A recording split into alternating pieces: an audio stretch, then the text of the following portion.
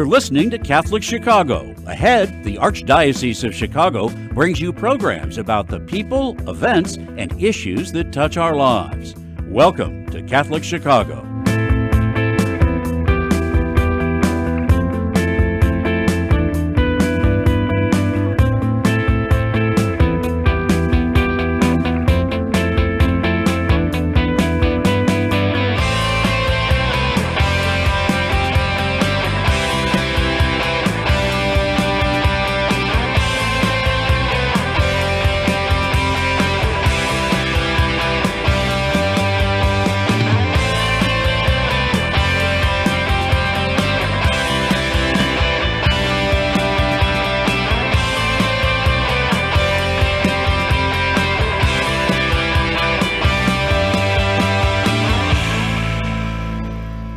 Good morning and welcome to Built on the Rock, a radio show dedicated to helping couples, married, engaged, and dating couples to build their relationships on Jesus Christ, the rock of our faith.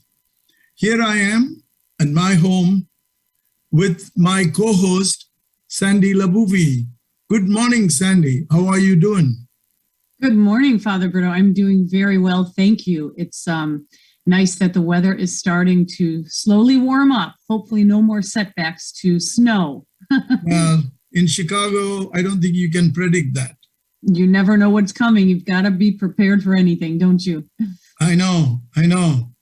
Of course, there are so many things going on. Of course, on the top of our consciousness and our minds is what is going on in Ukraine.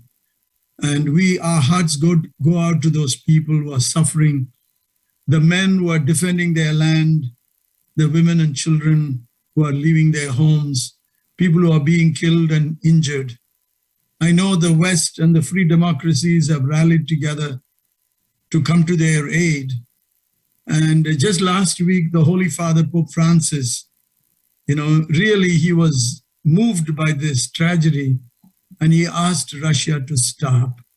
But I don't know if they will listen.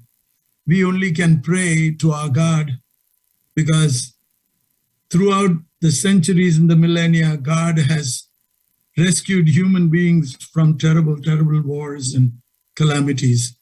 So I think we need to turn to the Lord. And of course, we do what we can. And I know the West is trying to do as much as possible. So we'll keep them in prayer. Anyway, on another note, of course, life goes on. And I think, Sandy, you reminded me that we haven't done a show in a couple of months. Right. It's been since December, I think, that we had our couple on the show that we will be talking about further in today's show. But between now and then, or then and now, I should say, you had a trip. You left America and headed back home for the first time in how long? 2 years. Couple years. Yes. I mean, I wanted to go and visit my family. I hadn't seen them in 2 years. I wanted to go home. But it was challenging, to tell the least, because there are so many requirements for travel.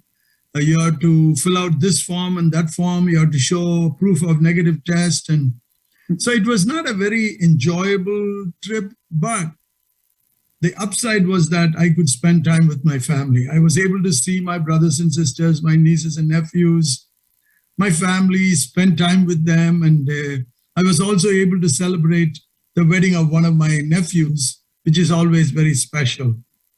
So, I hope that things will get better and better for travel because as we can already see, the mask mandates have come off and hopefully things will improve and we'll be in a better place. Right.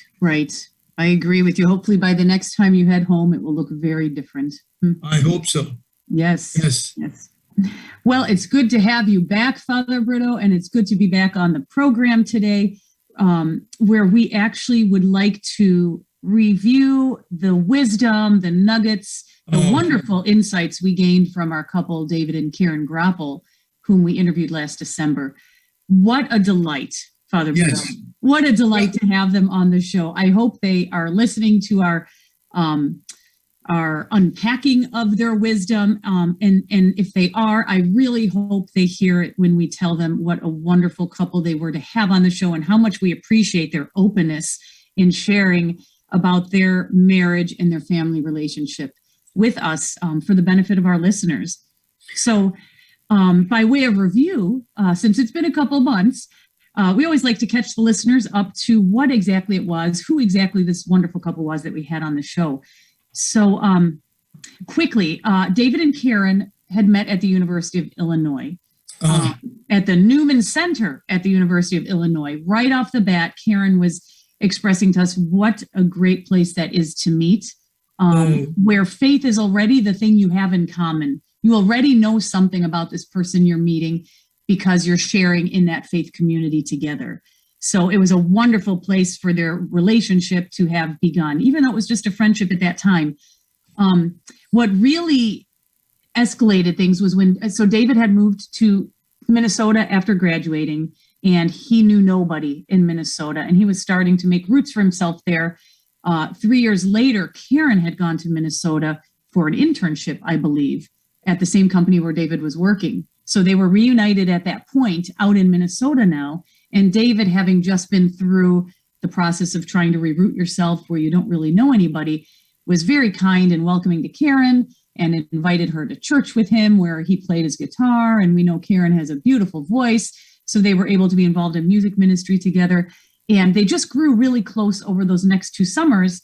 But it wasn't until Karen accepted a job out in Minnesota and moved there permanently that they then began dating. And eventually they got married, have been married for 22 years now, and have 4 children, I believe, ranging in ages from 13 through 20. So their hands are quite full. Their life is quite busy. But they made time to join us and share their story with us. It was a real treat for you and I to have them back. Oh, right off the bat, I reflect on how many wonderful Catholic couples have come out of St. John's. Yes. I mean, I had the privilege of being there for 5 years, and I have met some amazing young people, including you, Sandy, and they have gone on to build great marriages and form great Catholic families, and they have become, leaders in their own parish communities. It is so heartwarming to see that. And I think that is one of the lessons probably we have learned from them. That is, why not meet your future spouse in a context of faith? Because if you do not really understand the faith, how do you build a strong sacramental marriage? Very often I wonder, so many couples, even those I prepare, I spend a lot of time with each couple, as you know. In spite of that, during the Mass and the ceremony, I can see how they are so distracted. They are talking to each other. They're laughing at each other. They miss the point that here you are in God's house. They are celebrating the sacrament. We got to be prayerful and focus on this God who brought you together. It gets lost. I think we get sucked into the mainstream culture, which looks at it as a celebration, fun thing. It's all about the reception. And how many couples will say, how quickly can we finish the celebration, the church celebration? That's so I think that is a very important thing to think about. Why not meet somebody in the faith, in the context of, rather than meeting them on Tinder or Bumble or whatever the online, you sweep to the right or left or whatever they do. Wow, you know more about that than I do, Father. Well, I'm just kidding. I know you speak with many couples. Yes, I agree. And I'd even like to step back from that even one step more and say just that process of discovery in our own lives, in our own personal walk with the Lord that draws us into communities like this. It's amazing what God can do when we step into that fertile ground. So as in the case of Karen and David and many of these couples you're referring to from Koinonia community, it's not that they enter the community seeking that person. They enter they enter the community as a place to join like-minded people and grow in faith together. And what a wonderful place then to go ahead and develop these relationships that could turn into something more meaningful. Yeah. But also, I think, I would encourage parents Yes. to tell their children who are young adults going into college to seek out the Newman Centers, to Yes. seek out the campus ministry, because I have seen personally how many young people, they might have had different experiences before they came to the church, to the Newman Center, but then they have this revival of their faith, a restoration of their faith, and they change and they move on and grow and flourish. I wish that when I see young people going to college, I always tell them, go and seek out the Newman Center or the campus ministry. Yes. Anyway, Yes. but I think Karen and Dave had some very important lessons to share with us. Yeah. Time will fly. So let's. Yeah, we better move right into the first one because we're going to have to take a break here shortly. So one of the first lessons that kind of came out a little bit organically, it wasn't that they were trying to necessarily drive the point home, but it has to do with how they came together. And Karen was explaining that, and she felt the need to point out to women the importance of not over pursuing. She said it's very important not to over pursue a man because there's something intrinsic to men where they actually want to be the pursuer. Now, we're speaking generally. That's not the case with everybody, but generally speaking, men want to be that pursuer. And in the story of Karen and David, she knew well before David did what her feelings were for David. She knew she was committed to the relationship, probably wanted to continue to take it further. And so much so that in a sense, she almost smothered David a little bit with that. And all of a sudden, David got to a point where he said, wait a minute, I'm not even sure what I feel. I need to take a break here and think through this. And so they actually did break up at that point. Now, it lasted not even a day because the next morning, David realized how much he had missed Karen. He reached out to her and they decided to meet for lunch. And they said it was at that meeting that they both were on the same page and knew. But the point is, it's important for both people to be able to come to that realization on their own and not feel pressured or smothered or over pursued by their mate. But I think there is another point there.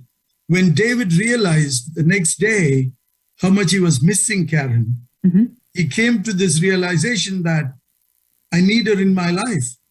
And I think that is a point that every couple should come to before they really commit themselves to each other. It's not that I like this person, you like me, but my life won't be what it is without you. And that, I think, tells you that you can move the relationship to the next level. Right. And sometimes you come to that realization easier than the other. Sometimes you're not in the same timeline there, as in the case with David and Karen. And that's where it's good as a couple to actually step back and say, wait a minute, let me evaluate this on my own so that I know where I'm at in this relationship instead of feeling like you need to comply or move at the same pace as the other. And that break was a turning point for Karen and David. It could have gone either way, but that's when David had the time to step back and realize, like you're saying, that he needs Karen and wants Karen in his life. So I was just going to say, I think it might be time to think about taking a break now, right, Father Brito? I think we got maybe another minute. Okay, go on. What were you going to say? Well, we gave the topic for this show as intentionality in marriage. Yes. Now, one thing that stuck out for me as we were listening to them was that how intentional they are in their marriage. They are more proactive. Mm-hmm. Some of the things they do in their married life, they're very, they're like, hey, this is what we got to do to keep our marriage getting strong. And I think that really struck me because unfortunately, I think a lot of couples, they get swept by every day, swept off their feet because your work and when you have children, you need to be intentional in order to dedicate time to your relationship and make your marriage your priority. And that is where I think people fail, not because they have bad will, but they get caught up with what is urgent. And, maybe it is time to take a break right now. So don't touch the dial. We'll be right back.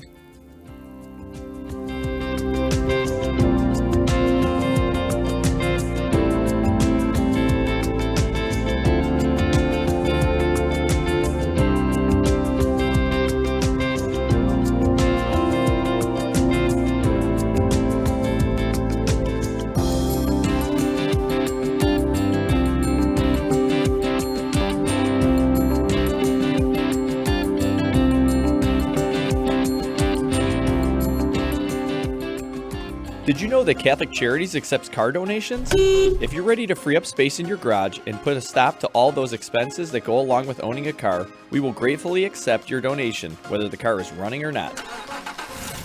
You choose a pickup time that is convenient for you, and we will make the donation as easy as possible free of charge. You'll receive a charitable donation receipt as well. We accept all types of vehicles nationwide, and you will know that your donation is made to Catholic Charities, an agency you can trust.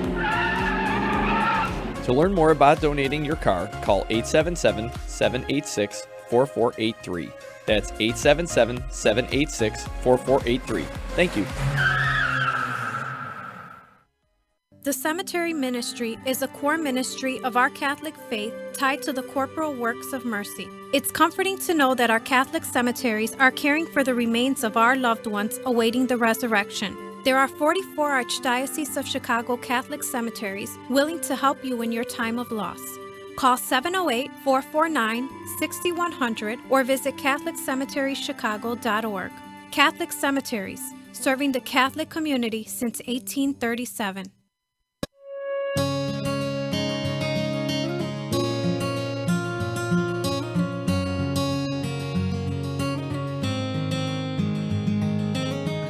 Welcome back. Es fabuloso verlos. Dobrze jest znowu być razem. It's good to be together again. After so many months apart, pandemic capacity limits have been lifted, and we want to welcome everyone back to church. We can all pray together again. And listen as our choirs lift their voices in song.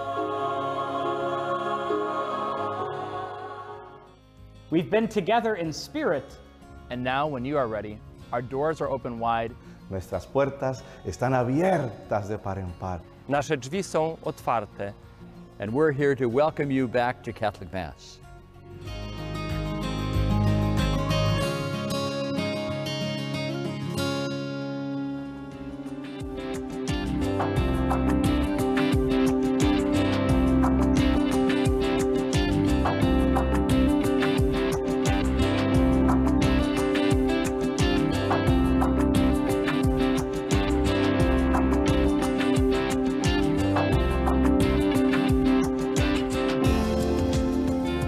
Welcome back to Built on the Rock, a radio show dedicated to couples, dating couples, engaged couples, married couples who seek to build their lives and their relationships on the rock that is Jesus Christ. I am Sandy LaBouvie. I'm here with my co-host, Father Brito Birchmans, and we are talking about intentionality in marriage. We had interviewed David and Karen a couple months ago. We're unpacking some of those nuggets. And right before the break, you had brought up this concept of intentionality. And that is one of the driving points, I think, that came home in our interview with David and Karen. There were a couple of different ways that they had talked about this intentionality. And I'd love to dive into this first one that they called couple time or a husband-wife meeting. I'll admit, this was the first time I had heard about a couple reserving time like this every week for this type of a meeting. And I found it just amazing, actually. I was taking notes as they were talking. So basically, this couple time that they talk about is a once a week meeting. They said it doesn't have to be more than 45 minutes or so, depending on what you need to discuss. But this is a time that they come together as a couple, and the structure of it is to, of course, begin with prayer, because that's the foundation that they want to build their relationship on, and that they want to build this time together upon. So they start with prayer, and then they move into this period where they talk about honoring each other. And I know that left such an impression on you, Father. Yeah, you're just chomping at the bit. Huh? Yeah, because that honoring each other. Yes. No, you start the meeting in a very positive way, to tell you how grateful I am to have you in my life. And we asked them, what is this honoring? They said, maybe it's not just a compliment, but you affirm them over something that you saw them do for you. And Karen mentioned they had snow, of course, Minnesota, they have snow. And he shoveled. You got up early and shoveled the driveway. She appreciated that. See, especially for a man, that is so important. Now, I jokingly say, if a man washes 4 dishes and he didn't wash 6 dishes, you appreciate him for the 4 dishes he washed rather than criticize him for the 6 dishes he didn't wash. I mean, I'm joking, but it is so important to affirm each other. Yes. See, Yes. I mean, I've said this story in the book of Genesis. When God brings Eve to Adam, what does he do? He's so taken up with her, he sings the first love song in all of creation. Says, you are the bone of my bone and the flesh of my flesh. You shall be called woman because you're taken out of man. And a stand-up comedian in America commenting on this story in the Bible, he said, do you know why she's called a woman? Because he took one look at her and he went, ooh, man. That sense of appreciation, affirmation, admiration, that is the basis of a healthy marriage. And I think that is a great way to start. Instead of, hey, I have a problem with you. Oh, we have to discuss this problem. Start in the positive way. Exactly. And then, as you were saying, then it does move on to the more mundane, I guess, topics that you may need to discuss. As Karen said, it's a kind of a businessy meeting. They make it fun. They may have a glass of wine, but it's either way, it's meant to be dealing with the items of business that they need to talk to each other about. So, for example, maybe there's something financially that they need to discuss, or there's something in terms of their children that's coming up, or an issue perhaps, and they want to make sure that as a couple, they're on the same page when approaching that child. There may be something with schedules that they need to discuss. Imagine life, the 2 of them with 4 children. There's got to be constant items on the schedule that they'll need to coordinate and whatnot. They may discuss unresolved conflict, and like you said, what better way to approach that than by first recognizing and honoring each other and then entering into the more difficult parts of the conversation. So that's what this whole meeting is meant to be about. Praying together, honoring each other, and then getting to the matters at hand for that week. They even said that on special occasions, they'll carry this whole honoring idea concept into their family. So it comes out of their meeting and it enters into their family. Maybe for a birthday, they make sure that all of, not just as parents, but the siblings as well, spend a little time honoring that sibling on their special day. And what I really, really appreciated about this, the concept itself, I'm already sold on. I think it's incredible. But what I really appreciated about it was when Karen talked about how it does different things for both of them. And it recognizes that men and women both need different things. So for Karen, as a woman, she really needs to feel connected to her spouse. That is so important. And having this meeting helps her to feel very connected to David. Whereas for David, and maybe typical of men, more so than the emotional connection, they need to feel that they're checking the boxes off, that, okay, we dealt with the finance topic. Okay, now we can move on to this thing. And yes, we've addressed that. We can check that off. So they're able to feel like they're accomplishing the tasks that they feel are important to accomplish as a married couple, while the woman gets that real deep feeling of connection with her spouse. The very idea for me is so crucial. I mean, when I work with my couples preparing them for marriage, in my session on communication, I always tell them, you need to dedicate 1 hour a week to sit across from each other, to talk to each other about each other, and I think that is so important. Even in our spiritual life, we have to find a way to spend time with the Lord, to touch base with the Lord. It's the same thing in your marriage, to find time to touch base. Because if you don't do that intentionally, life takes over. Yes. We are all busy. And especially parents nowadays are overcommitted, taking their children to every activity and, sports and everything. So you need to be intentional to carve out time for that. Yes. Anyway, let's move on to the next point. I know. We're getting really close to running out of time. So kind of another thing that they're very intentional about in their marriage is having what they call a date night. And this is meant to be fun. This is not meant to be business in any way, shape, or form. Karen and David have 2 dates per month. They'll do 1 date in and 1 date out. And she said that the date in can't always be sitting on the couch watching a movie, because after an exhausting day, that feels really good to do as a couple. So there's time for that, but then make sure if you do that 1 date in, the next time you have your date in, you do something more interactive, like maybe playing a game or whatever it might look like that you enjoy doing. So the real goal of this is to find time for each other intentionally and to have fun together and remember what it is you enjoy doing with each other as a couple. Another wonderful thing that often gets moved to the back burner when, as you say, the business of day-to-day life takes over. Yeah, I mean, see, I tell couples, just because you became parents, you don't stop being spouses. Yes. So you have to give each other time. And especially when you have young children, parents feel guilty. Oh, I'm leaving the children and going away. I remember, imagine growing up in India where we are so traditional. My father will take my mother for a movie every now and then. They would just go off. And my sister, older sister, who was a nun, she was in charge of us. I still remember this. Wow. Imagine in India, they did this. Here you are used to doing dates and other things. We should do even more, you see? Yes. And also, I think it is a preparation for the couple to be ready for the time when they will be empty nesters, when there will be no more children, but you got to focus on each other. How do you learn to do that if you don't spend time with each other? Right. And finally, and then I'd like to move on to our closing, but it's also a great witness to your children that they see that mom and dad prioritize time for each other and how important that is. Yes. So yeah, wonderful. But we are near the end of our show. So we want to close in prayer as we always do. And I think we'll go back to what you addressed at the beginning of this show, which is just the heartbreak that is going on right now when we think about what is happening in Ukraine. So if we close and with prayer. Yeah, going back to the Holy Father, you see, when Lent started, the Holy Father said we should pray and fast. Especially he was talking about Ash Wednesday, the prayer and fasting we do, we should offer it up for peace in Ukraine. Yes. Our God is a God of peace.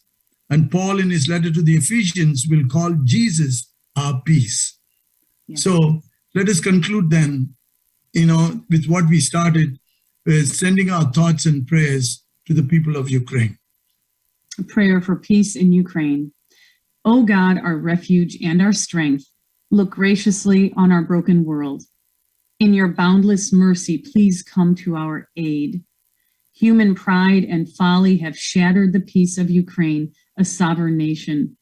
We cry out to you in our need, just like the slaves in Egypt under the yoke of Pharaoh. You have the power to rescue our world from the clutches of war and hatred. Come to our aid now. We have nowhere else to turn. Watch over those who are defending their land, heal the wounded, shelter the homeless, and protect the children. Bless all those who in so many ways strive to lessen the pain of the Ukrainian people. May we come to the aid of those who are suffering, touch the hearts of those who had begun this unjustified, unprovoked war. May they repent of their sin and restore peace. Keep our world safe and secure. You are our shelter and protector. Make us instruments of your peace. We ask this in the name of Jesus, who is our peace. Amen. Amen. So we wish our listeners a very fruitful Lenten season. May we be able to draw closer to the Lord through prayer, fasting, and almsgiving. So until next time, God bless you.